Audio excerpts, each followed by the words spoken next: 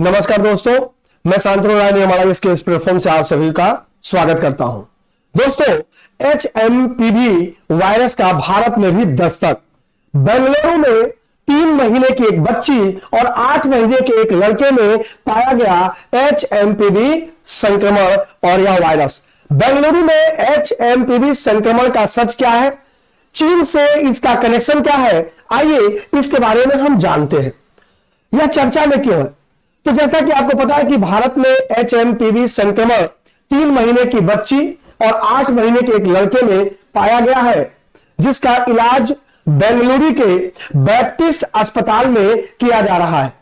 इन दोनों जो नवजात बच्चे हैं, एक 3 महीने की जो बच्ची है और 8 महीने का जो बच्चा है, इन दोनों बच्चों में निमोनिया के लक्षण पाए गए हैं। इस बात को ध्यान रखिएगा।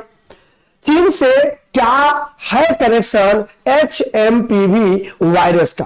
चीन में ह्यूमन मेटान्यूमो वायरस यानी कि HMPV के कारण होने वाले श्वसन संक्रमण के खबर के बाद ICMR भारतीय चिकित्सा अनुसंधान परिषद की प्रयोगशालाओं के नेटवर्क द्वारा नियमित निगरानी के दौरान कम से कम 2 मामले सामने आए हैं, जो दोनों मामले बेंगलुरु से पाए गए हैं। एक बच्ची 3 महीने की है और एक लड़का 8 महीने का है।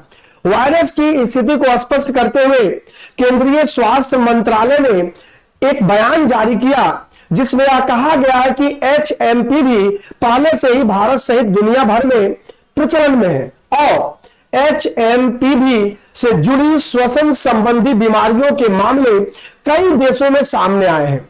इसमें यह कहा गया है कि निगरानी के दौरान पकड़े गए 2 मामलों में अंतरराष्ट्रीय यात्रा का कोई इतिहास नहीं था। यानी कि इन दोनों बच्चों में जो यह वायरस पाया गया है, इन दोनों बच्चों के द्वारा कोई विदेशी दौरा या अंतरराष्ट्रीय यात्रा नहीं किया गया था। इसका अर्थ क्या है? इसका अर्थ है कि इन संक्रमणों का चीन में श्वसन संक्रमण, जो श्वसन का संक्रमण है, सांस लेने में जो संक्रमण फैल रहा है, यह श्वसन संक्रमण के जो उछाल है, इससे कोई संबंध नहीं रखता है। तो ये जो भारत में HMPV संक्रमण के जो 2 बच्चे पाए गए हैं, इसका चीन से कोई संबंध नहीं है। इस बात को ध्यान रखिएगा। अब HMPV के बारे में, तो कोविड-19 महामारी के विपरीत जहां संक्रमण का कारण बनने वाला वायरस अज्ञात था, HMPV एक पहले से ही ज्ञात वायरल संक्रमण है, जो बच्चों में सभी श्वसन संक्रमणों का अनुमानित 12% होता है। यानी बच्चों में यह 12% तक होता है। इस बात को ध्यान रखिएगा।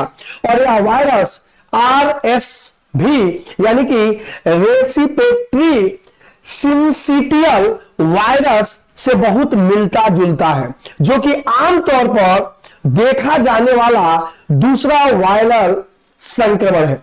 HMPV को सबसे पहले 2001 में नीदरलैंड में 28 बच्चों से अलग किया गया था। यह एवियन मेटान्यूमो वायरस का वंशज है, जो विभिन्न पक्षियों में विभिन्न प्रकार के लक्षणों का कारण बनती है। तो इस बात को ध्यान रखिएगा। देखिए, HMPV के लक्षण क्या है? तो इस वायरस के कारण खांसी, बुखार, जुकाम यानी सर्दी और गले में खराश जैसे फ्लू जैसे लक्षण होते हैं। या कभी कभी निमोनिया जैसे अधिक गंभीर लक्षणों का कारण बन सकता है। फेफड़ों का संक्रमण, जिसके कारण वायु थैलियां तरल पदार्थों से भर जाती हैं। 5 साल से कम उम्र के बच्चों में गंभीर संक्रमण की संभावना अधिक होती है, जब उन्हें पहली बार संक्रमण होता है। या बुजुर्गों और कमजोर प्रतिरक्षा प्रणाली वाले लोगों में भी गंभीर लक्षण पैदा कर सकता है, ठीक उसी तरह से जैसे इन्फ्लुएंजा में होता है। तो इन लक्षणों को आप ध्यान रखिएगा। अगर ऐसे लक्षण दिखते हैं तो आप इससे सतर्क रहिएगा। ठीक है। अब माइक्रोप्लाज्मा निमोनिया क्या है?